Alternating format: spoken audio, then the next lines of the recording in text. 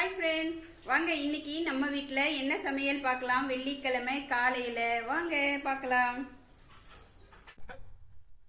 தக்காளி சாதம் சுட சுட ரெடி பண்ணிட்டேங்க. அது குக்கரில் விசில் வந்து இப்போ தான் எடுக்கிறேன். மூடியை ஓப்பன் பண்ணுறேன். பாருங்கள், அப்படியே மணக்குது செமையாக. அதை ஒரு மிக்ஸ் பண்ணிக்கலாம். மிக்ஸ் பண்ணிவிட்டு சாப்பாடு எடுத்துக்கலாம். உதிரி உதிரியாக எப்படி குக்கர்லேயே பாருங்கள் எவ்வளோ சூப்பராக தக்காளி சாதம் ரெடி ஆயிடுச்சு பாருங்கள். இப்போ வந்து நான் கப்பில் சேர்த்துக்கிறேன்.